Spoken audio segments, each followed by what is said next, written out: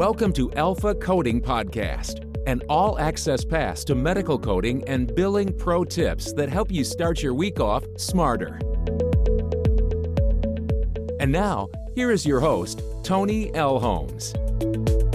Hello, everyone, and welcome to the Alpha Coding Podcast series. I'm your host, Toni Elhoms. Welcome to episode 32 of the podcast. Today is August 10th, and I'm excited about today's episode because we're going to change things up a bit. I invited a special guest to join us, and our guest is a popular figure in the coding and CDI world. I'm sure many of you know him and will recognize his voice, so more on that in just a minute. Before we dive into our interview, it's time for your Monday dose of positivity, the Mindset Monday tip, and it's brought to you by Contempo Coding, which is an on-demand educational resource provider created for coders by coders. They specialize in affordable coding certification prep courses to help you accelerate in your career. Right now, they're offering $100 off the Certified Risk Adjustment Coding Prep course when you order through our affiliate website. Visit our website, alphacodingexperts.com, and head over to the Deals and Discounts tab for a link to take advantage of this absolute steal of a deal. So our Mindset Monday tip is all about embracing the motivation that you can draw from your haters and the doubters. The quote I want to share with you says, "I am thankful to all who said no to me. It is because of them that I'm doing it myself." And that was Albert Einstein that said that. I am also grateful to all of the rejections and the doubters and the haters in my life. It is because of them that I push harder. It is because of them that I prove that I can do it. That no matter what limits people put on me, those are their own limits, and you have that same opportunity. There's an infinite amount of success available to anyone that is willing to put in the time and the work to get there. Never let someone else's limited ambition and mindset hold you back from that next level. You can do this just like anybody else. So our guest for today is Brian Cooey from Medical Coding Geek right here in Orlando, Florida. Brian has more than 15 years of HIM experience and is a frequent speaker at many national industry events. He also hosts the Not Elsewhere Classified podcast, which you definitely have to check out. And I invited him on the show today to discuss his best pro tips for navigating the CDI world. So thank you for joining us today, Brian.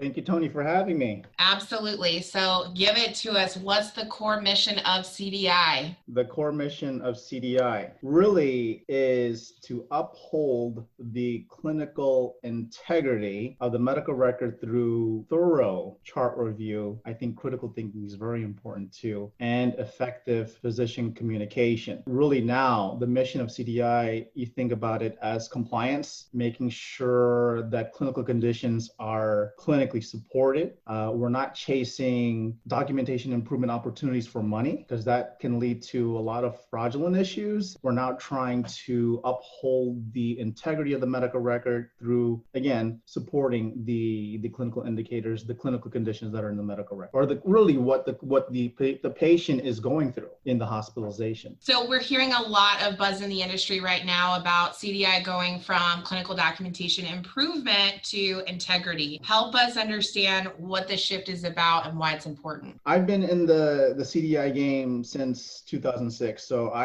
when I first got into CDI, it was called CDI, or Clinical Documentation Improvement. And without going through a full history lesson, the way I got in was through the understanding of DRGs. The way it works, it can be optimized through proper documentation by having the physician provide specific documentation. Since that changed, especially when you look at the RACs, value-based purchasing, it changed to more of a integrity standpoint. I think what really did it was in 2018 with a lawsuit, and it involved a healthcare data analytics company, a hospital, and a predominant consulting company. And that really shook the CDI industry a lot. It really shook the social media platforms, and where a CDI program can be be liable if they're not running the program in a way that is compliant. Since then, ACDIS, AHIMA, they jumped on the board and they say, hey, look, we got to refocus our efforts. We have to revise our query guidelines, and that made a big change right away. So then after that, ACDIS made the change and rebranded their association, a Clinical Documentation Improvement Specialist, to the Association of Clinical Documentation Integrity Specialists. So since then, the focus really, and they did a full survey on this, and really the idea is we have to look at compliance. When you think of the term improvements, you're looking at something that was broken, right? Something that needs to be fixed. When you look at integrity, it's all about trying to uphold the validity of the medical record, which then drives the ultimate core mission of CDI. So talk to our audience about the physician query process. Walk us through an example from start to finish. Oh boy, you ready for this? I'm going to do my best to make it concise, but I really broke it down into a couple things, right? Really, when you think about a query process, you're just trying to communicate with the physician. But before you can communicate with the physician, you need to have your evidence ready to go. But even before that, you have to identify the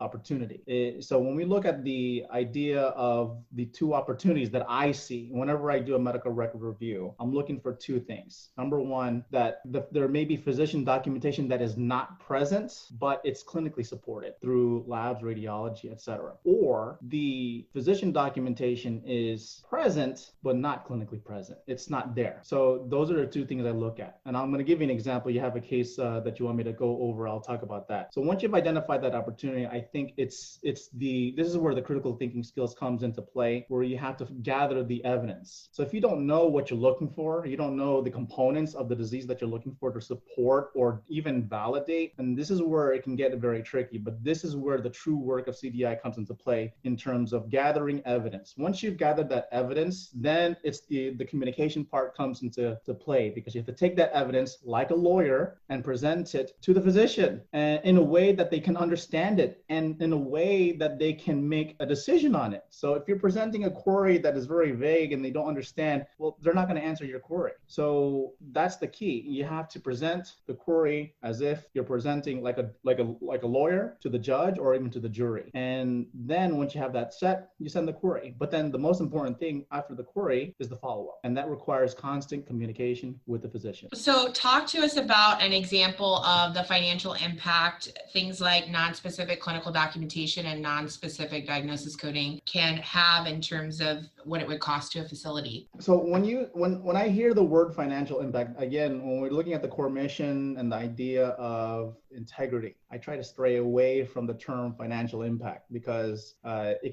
can turn a lot of heads. So because of that change, and because that's how I used to be taught, like, okay, if you make this change, there's going to be a financial impact. Okay, great. But if physicians say that if I make this change, is there going to be a financial impact? That doesn't really sound right, So I had to change the verbiage a bit. And so when I think of financial impact, I have to really take it back and what's affecting that financial impact. And it really is two things: the trying to capture the true severity of illness in the patient, and because the severity of illness in the patient can result in increased resource consumption of the patient, right? So the more sick you are, the more resources you consume. So let's keep that in play. Now you tell me an example, right? So I did a case today. It's a sepsis case, and I'm reviewing this chart. So this patient has sepsis, and the physician documented secondary to influenza. I'm like, okay, that doesn't seem right, but okay. But regardless, when I did the review, it panned out. The patient really did have sepsis. But the question is, why, when you think of sepsis secondary to the flu, that doesn't really happen too often. There has to be something that is triggering also the sepsis, or there has to be something from the influenza that triggers the septic reaction. So there was something that the physician had documented,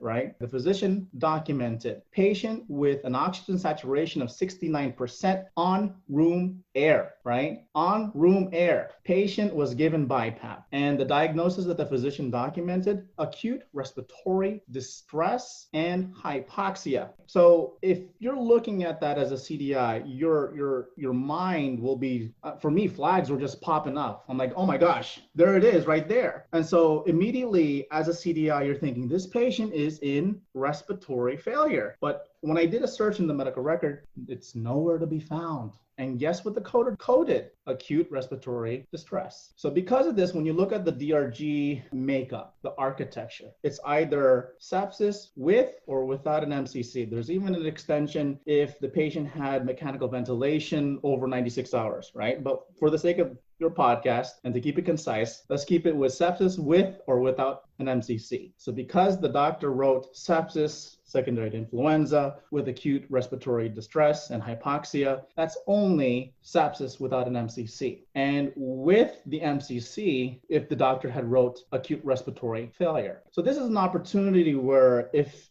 I was the CDI, I don't know if that chart or program or hospital has a CDI program, that was a great opportunity to pull that information, because the acute respiratory distress, the oxygen saturation is 69% on room air. Hello.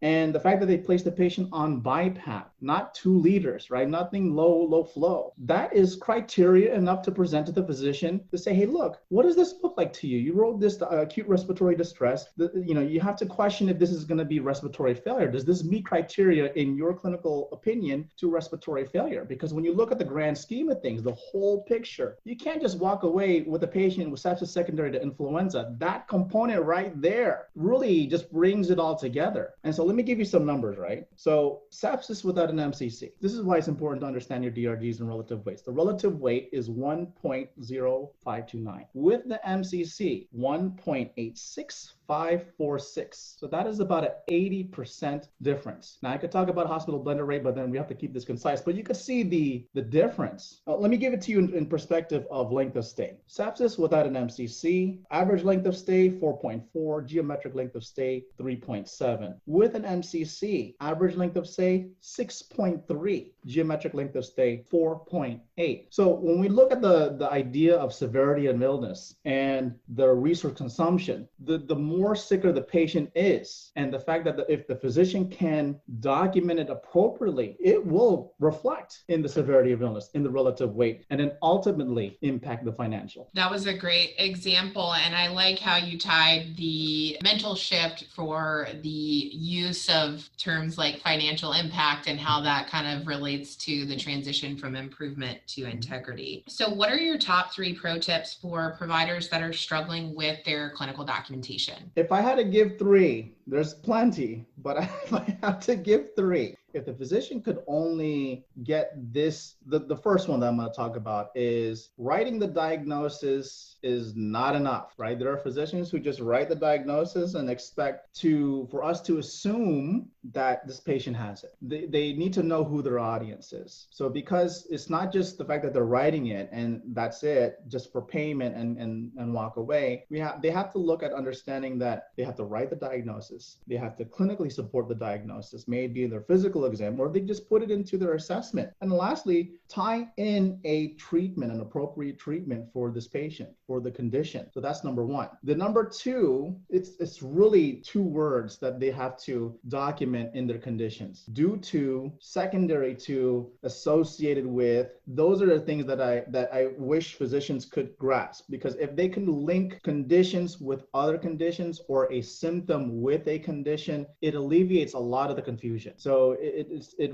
really eliminates a lot of queries, because there are a lot of queries that say, well, this patient presented with this. What do you think it's due to? So if they just say due to, that just eliminates a whole bunch of queries and a lot of headache from the CDI specialist. Number 3, I think is very important. And I think this relates to number 1. Limit. I'm not saying eliminate. They have to limit the use of copy and paste, because if they're going to copy and paste a problem list on every progress note, but then that specific condition in the problem list that they copy and paste is not relevant to that state, that can lead to a lot of repercussions, a lot of problems. So that's number 3, limit the copy and paste. They really have to spend the time. I know they're overburdened, especially now with a lot of the pandemic and documentation and requirements, but they have to represent their work through their documentation. So rather than copy and paste, I'm not saying to eliminate it, but limit it. Use the copy and paste function where it's appropriate. So what types of professionals do you think make really good CDI specialists? So number one is really defining what CDI is. It's a professional, or what a CDI specialist is a professional that is able to bridge the gap between clinical care and medical coding. So initially, when we look at CDI specialists, the idea of CDI, it really transpired from coding, and the fact that, when we talk about DRG validation back in the day, that's where it started. But then later on, it started to garner into more clinical validation. When you think of CDI, you have to pass through from reviewing the record into the coding role. But sometimes CDI just tends to stop right before the coding. I truly think as a CDI professional, you need to, understand your clinical knowledge, but then pass through by understanding the coding guidelines, the DRG structure, even outpatient coding guidelines, HCCs. Understand how it translates through from the documentation, through how it's coded and how it can be coded through the guideline. The next thing with all of that I just said, number two, you have to be a critical thinker. Because in order for you to understand how to bridge the gap, you need to figure out how to bridge that gap. Because you're going to work with other professionals who may not understand how to do it. And you may have to mentor other professionals to do that. So, even when you're chart review, you're thinking really threefold. You're looking at the medical record, you're trying to figure out what the patient has, but then ultimately, how are you going to code it? So you really have to do a lot of work trying to figure out many things. You have to have many hats in trying to be a CDI specialist. So I think, it's not about assigning things. You have to really think about it in order to truly assign that medical code. Number three, very importantly, you have to be an effective communicator. If you're just assigning codes and placing queries and the physician can't understand what you're talking about, or if the physician needs to get a hold of you, or if you need to go get a hold of the physician, how are you going to communicate in a way that the physician is on board with the CDI program? When I see people talk about CDI, they just think it's queries. Oh, there's something missing, there's something unspecified. Let's just query. And then when I ask, well, what are you going to query? It's silent. How are you going to format this query? How are you going to present this query? How are you going to connect with the physician on this? How are you going to make the physician on board with the program? Silence. So in order for you to be really set yourself above the rest of CDI specialists out there in the industry, you must be an effective communicator. That's a great profile of what makes a good CDI specialist. I think that's definitely kind of an unknown area. So I really appreciate your answer to that. So a lot of folks think that you have to have a nursing background to work and be successful in CDI. Is that true? No. Can we move on to the next question? I'm just kidding. But to elaborate, right, you don't need it. And I go out there to AAPC chapters, national conferences, AHIMA chapters. I go out there promoting, CDI. And one of my main messages in that presentation is coders can be CDI. Let me give you a case example. I had zero coding. I had zero clinical knowledge, but I was able to get a CDI job. Now it's different back in 2006. It's more competitive now. Why? Because of you have to think like a nurse. You have to think like a physician. So in order for you to stand out, I think this is probably going to be the next question. You have to think, if you're going to compete with nurses that are predominant now in the CDI field, coders must gather more knowledge, understand the clinical process, not just because it's documented, you code it. You really have to think about, if it's documented, does the patient really have it? And then you can code it. That requires a lot of clinical skills and understanding. You're not necessarily practicing the medicine, but you understand how the medicine is practiced. So if you have that understanding in anatomy, pathophysiology, even pharmacology, you'll do great. So there's a lot of pro-fee and outpatient coders that want to break into inpatient and facility coding and also the CDI profession. So what are your top 3 pro tips for pro-fee coders that want to break into the inpatient world? To break into the inpatient world, for me, it's opposite. I'd love to break into the outpatient world. So I have to figure out how that works. But for me, when you look at pro-fee, it's very complex. So when you think about CPT codes, all of these, fee schedules, all of these things. I just don't understand, right? So it's like, why are you leaving that complexity to come to me? I think it's from my experience, it's less complex, because when you think about the world of healthcare, a lot of the volume when you think of healthcare is an outpatient versus inpatient. But regardless, I digress. To answer your question, number one, I just mentioned it earlier. You really have to understand what you are coding. The guidelines are so much different from outpatient to inpatient, but you have to, aside from understanding the inpatient coding guidelines, which is not too much to me. It is not much of a hard transition when you think about it, but really is beefing up your clinical knowledge. If you're trying to get into inpatient and trying to take inpatient to go to CDI, inpatient CDI, you have to beef up your clinical knowledge. You have to understand, just because you code it, it doesn't stop there. You really have to understand what you are coding. Because even coders have semi-CDI job duties, because they're trying to prevent a denial when they code. So essentially in their head, they have to think, well, if I assign this, is this going to be denied? Because that's one of the biggest things in inpatient that they have to be concerned about. So beef up your clinical knowledge. Number two, when you're transitioning to inpatient, it's most important to understand DRGs. Really, when you think about DRGs, diagnosis-related groups, you have to understand MSDRGs. You definitely have to understand APR-DRGs. You have to understand MDCs. Really, what you have to do, and you talked about this earlier, is the idea of the deconstruction of it. But I look at it from the architecture, how it looks like, how it's framed, but also the engineering, the fact that if you take one piece out of this structure of the MSDRG or the APR-DRG, it's going to crumble, or you can build it up to make it stronger. So understand the architecture and the engineering of diagnosis-related groups,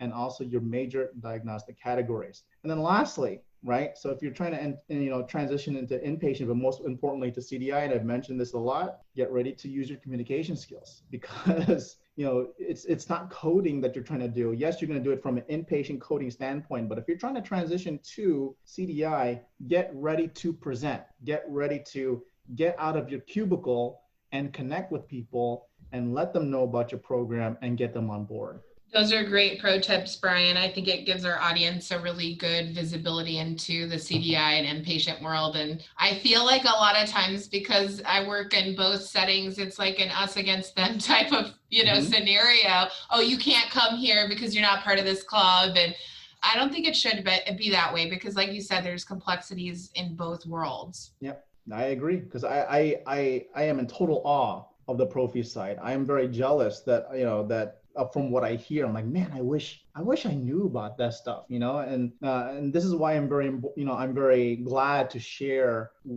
at least from my understanding. If you're a pro-fee person, you can come to me and I'll give you what I know, and we could do an open education exchange. Absolutely. So the final question, what is next for Brian Cooey? That's a good question. I think I've mentioned this a lot in my podcasts, and you could hear it in the guests that I speak with, because I think when I do my podcast, I'm really, aside from interviewing other people, I'm really researching, so if you get a sense of like my questioning, it's really for me. And with the previous guests, including Victoria Mole, I think I really want to get into video.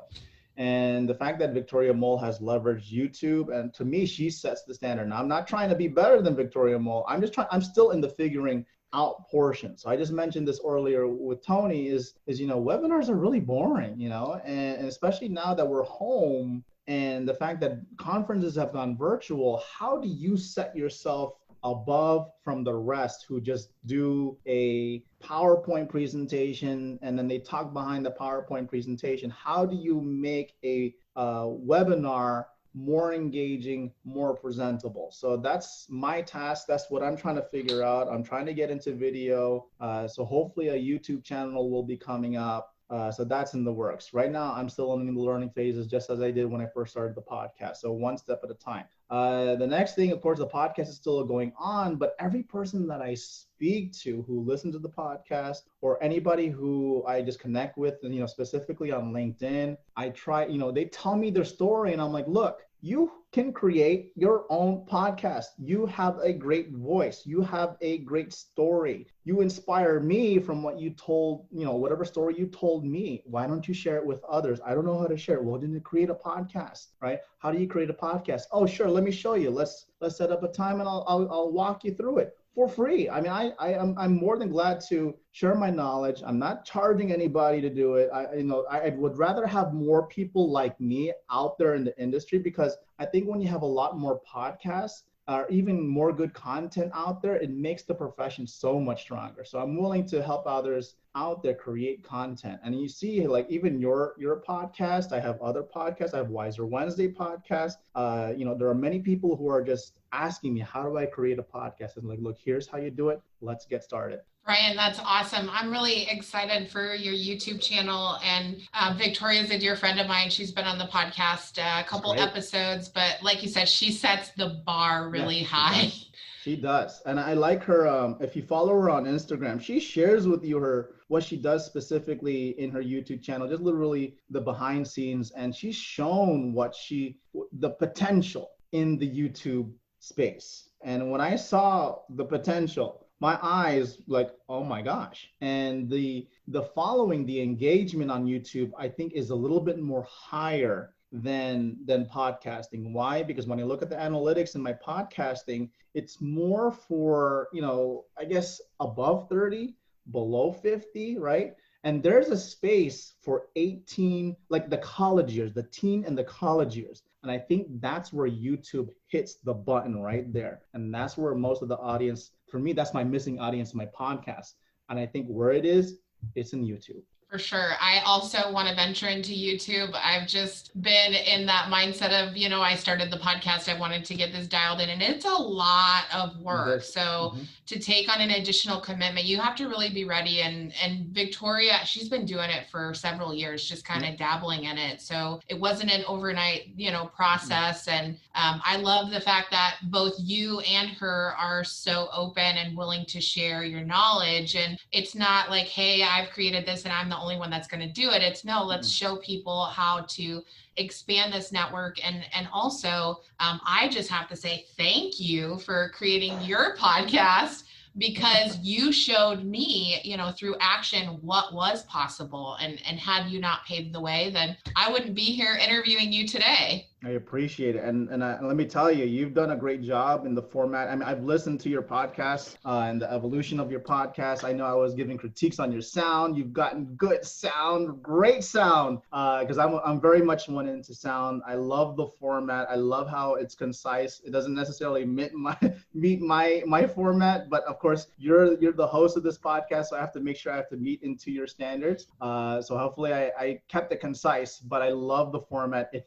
flows so nice, and your voice is great, and it ends and turns, it just flows. It's just an easy listening podcast. Thank you for taking the time to join us today, Brian. To connect with Brian, be sure to check him out on YouTube, Instagram, Facebook, or LinkedIn. So it's time for this week's coding pro tip, and it's brought to you by Project Resume. When is the last time you had your resume updated? Your resume is literally your entry ticket to that next great opportunity. Project Resume will design a customized ATS-friendly resume to demonstrate your unique skills and experience. And even better, it's written by coders for coders. So make that investment in yourself today. Visit projectresume.net and mention my code Alpha Coding for special pricing. If you have a coding related question and would like it to be featured in one of our coding pro tips, please reach out to me on LinkedIn, Facebook, Instagram, or YouTube. So this week's coding pro tip comes to us from California. Hi, Toni. The AAPC is offering the COC prep course to its members for free. Do you think it's worth the investment to actually sit for the COC credential? So this is a fair question, and I think a lot of folks are wondering this same thing. I always bring it back to, what are your long-term goals? What do you want to do career-wise? Where do you see yourself in terms of your 5-year, 10-year track? So if you're only going for the credential because you think you're going to get a raise or that credential is going to equal that job opportunity, then it's probably not a good investment of your time and money. Think about the COC credential. This is actually a credential that was rebranded by the AAPC. It used to be be the CPCH credential. Now, if you look at the AAPC's track record with specialty credentials, they've rebranded or completely phased out a lot of credentials that are not big sellers. Keep that in mind. So that right there should tell you something. If you're sitting for a credential just because you think that you're going to get more money or that's going to lead to a job opportunity, then I would say it's not a good investment. So really look at your long-term goals, because as a CPC, you should know how to do outpatient surgery coding. The question then becomes, what value does that additional credential bring to you and how that relates to your long-term goals? Please remember to hit that subscribe button now so you never miss another episode. Also, be sure to drop us a rating and review on iTunes. We really appreciate your support. So this concludes today's episode. Until next week, thank you for listening to the Alpha Coding Podcast. We'll see you next Monday.